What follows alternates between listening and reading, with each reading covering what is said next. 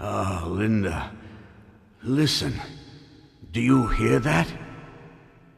Yes, dear. So, this is the sound of death. Oh, what I hear now is that faint whisper, the sound of all life coming to an end. Earth is dying. The sound is so bittersweet. I'm sorry. I don't think I really understand. No, dearest. You understand much more than I do about everything. If you say so. Linda, I'm so happy that the two of us can be together at this moment. Who's there? Is someone there? Is that you, David? No, couldn't be. So we have a visitor on our last night. I don't know what you want, but don't come any closer. Please. I don't want anyone to see me in this debilitating condition. You know what I mean, don't you? A monster has gotten me. Oh, I'm still alive, but I'm beginning to change.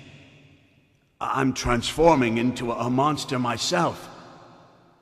Linda, this may be a suitable end for someone like myself. No matter what happens, you are still you.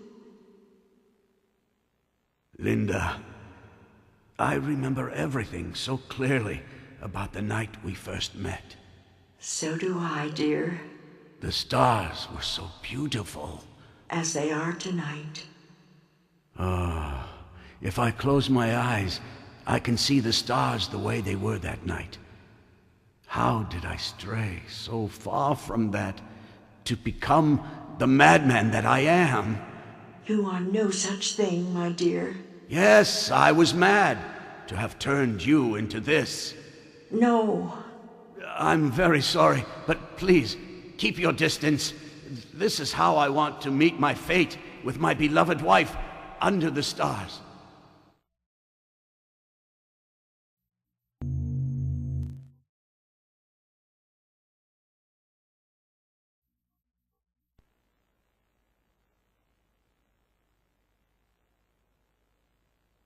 You probably heard, but many people in the outside world call me a mad scientist.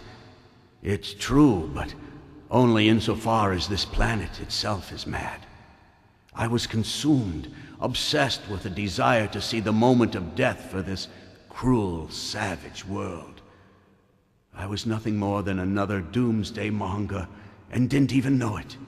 In the 10 years since both our sons grew up and left home, I've known nothing else. My obsession cost me every cent of the profits earned from refining an indigenous lichen. Then, finally, my hard work and devotion produced tangible results. It was 2 years ago, while studying eclipses and old sundials, that I realized the truth about Stonehenge. By mapping the light and shadow patterns of Stonehenge, then computing them against the position of the stars, I came to the conclusion that Stonehenge had been used to predict solar eclipses. And as I made further progress, I finally discovered that Stonehenge was actually created to predict a specific day, the final day of all days. The end of everything. This discovery shook me to the very core.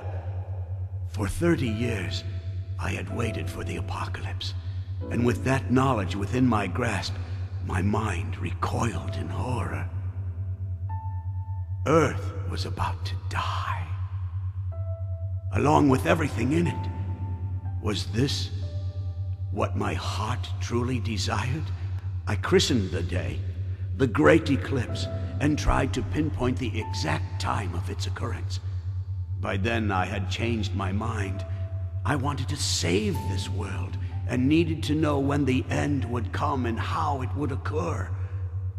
Unfortunately, It took more than a year and a half for the computer to calculate the answer. It was only 3 days ago that I learned that the great eclipse would fall on December 25th in the year 2000, on Christmas Day. But who would listen to the ravings of a madman? I sent for my older son, a special agent with the FBI, but apparently he could not make it in time. Who would have guessed such a thing? A shower of meteorites touching off a pandemic of mutations. People turning into plant-like monstrosities. We are being consumed. The entire planet is being cannibalized. The great unknown has always been with us throughout our time on this planet, let alone in the far reaches of space.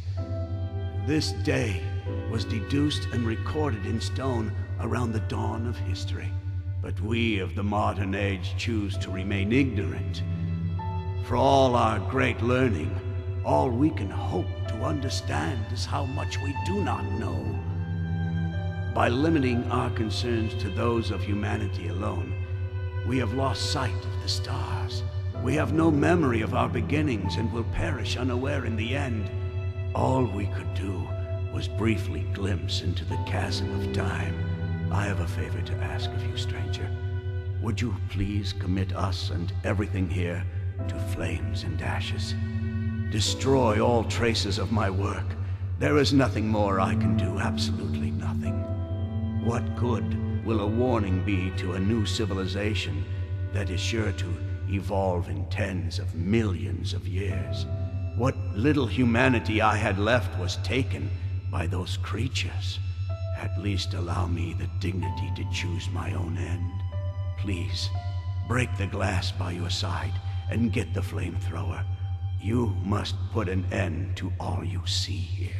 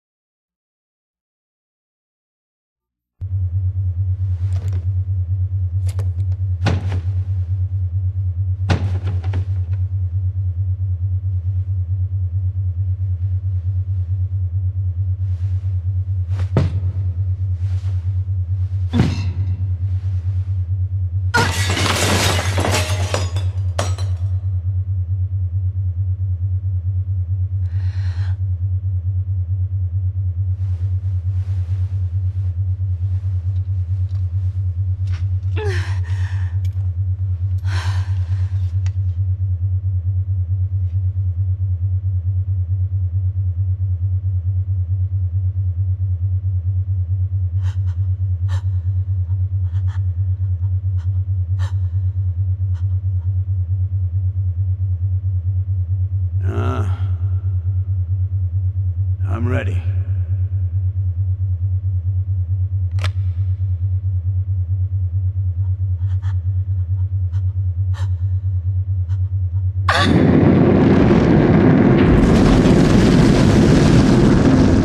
Thank you.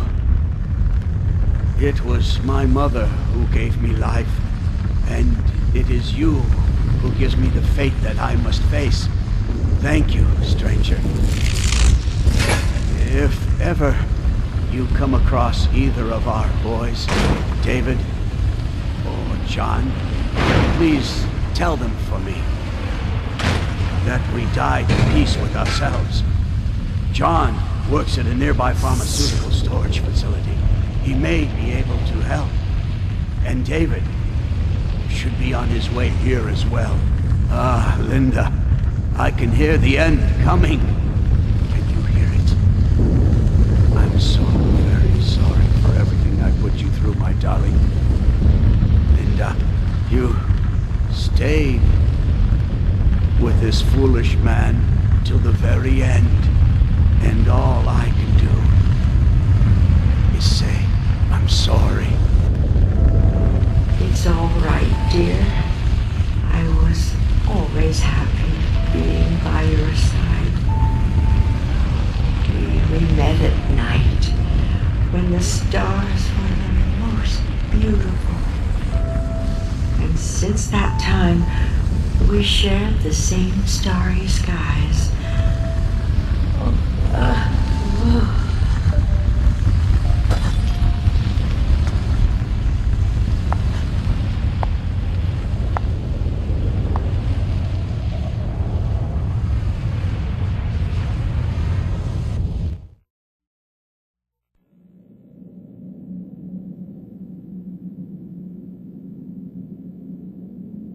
Laura, I'm all right.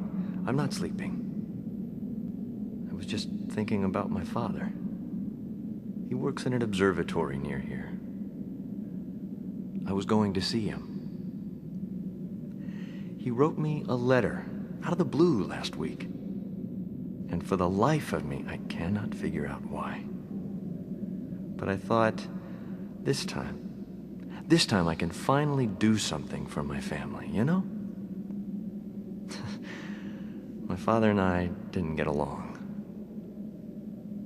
I've only seen him a few times since I left home. And I couldn't protect my mother. Maybe this is justice for being so damned selfish and leaving my kid brother to face it all alone. Why am I don't know why I thought of him at a time like this. But I guess I may never see them again. Not like this. Not in the condition I'm in.